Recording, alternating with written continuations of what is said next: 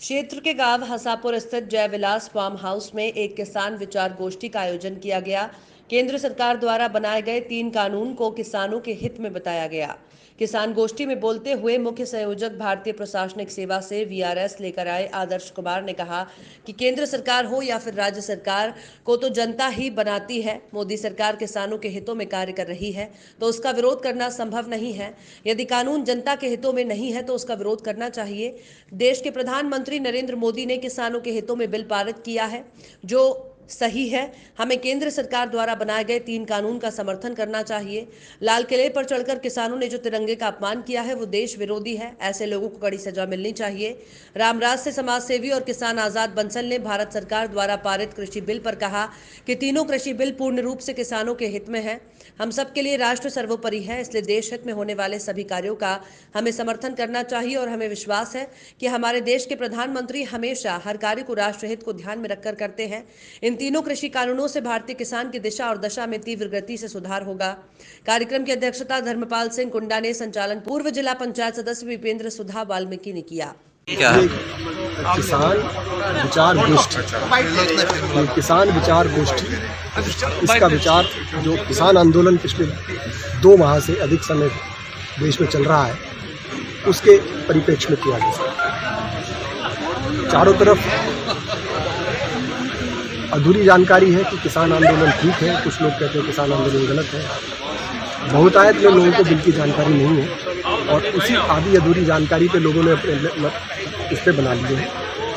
इसी बात को लेते हुए ये विचार आया कि क्यों ना बैठ के आसपास के क्षेत्र के अपने सम्मानित किसानों को, भाइयों को, बड़े बुजुर्गों को बुलाया जाए और किसान बिल पर चर्चा की जाए कि ऐसे इसके कौन से प्रावधान हैं जिससे कि समाज के अंदर ये तनाव का माहौल बना है।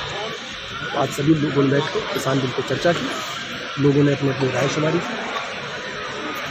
सुनने के बाद ये बात समझ में आई कि किसान बिल में ऐसा कुछ नहीं है जिससे कि इस तरह का आंदोलन किया जाए।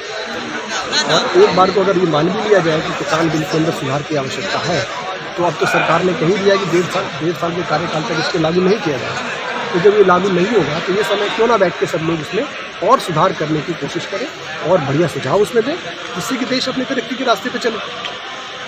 परंतु कुछ निहित राजनीतिक स्वार्थ और कुछ विदेशी साजिशों के चलते मेरा तो निश्चित मत है कि ये प्रपंच रचा जा रहा है जिससे कि देश की जो अस्मिता है, देश की जो अखंडता है और देश में जो भाईचारा और एकता है उसको कहीं ना कहीं हानि और चोट पहुँचे। वीआरएस लेने का क्या कारण, किस चीज़ से प्रेरित हुए? अगर उसको मैं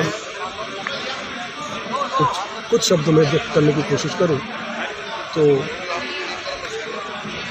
अब किनारे बैठ के हालात देख नहीं सकता, सोचा है कि हाथ में तलवार उठा ली जाए।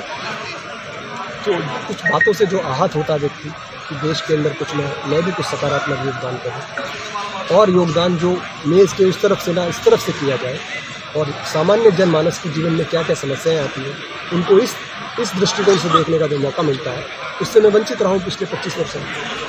तो इस सामान्य मानवीय के जीवन के अंदर जो समस्याएं हैं उनको स्वयं अनुभूति करके और उनके निराकरण के लिए कुछ प्रयास किया जाए, तो इसीलिए ये नई पारी खेलने का प्रयास किया। भाजपा ही क्यों?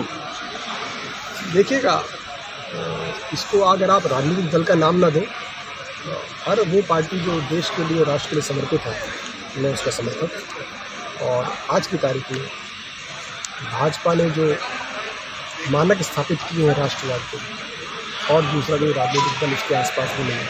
किस राजनीतिक नेता से प्रेरित? देखिए, राजनीति के तो भारत में एक से एक पुराना रहे हैं, परंतु आज की राजनीति में मैं माननीय प्रधानमंत्री मोदी जी से प्रखर नेता मेरी जानकारी में नहीं और ना ही मुझे कोई राजनीतिक परिप्रेक्ष्य में कहीं दिखता, दूर तक नहीं दिखता। और पार्टी प्रबंधन और चुनाव प्रबंधन और इस तरह की जो स्ट्रैटेजिक प्लानिंग है उसमें माननीय अमित शाह जी का कोई हिस्सा ही नहीं है। और उन्होंने अपने पिछले होम मिनिस्टर के कार्यकाल में सिद्ध कर दिया है, चाहे धारा 370 है और उससे पहले तलाक है। भाजपा देश के उसके विश्व गुरु के मार्ग पर ले जाने के लिए प्रतिबद्ध है और प्रयासरत है।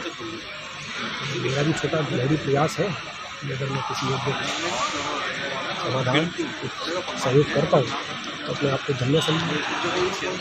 धन्यवाद।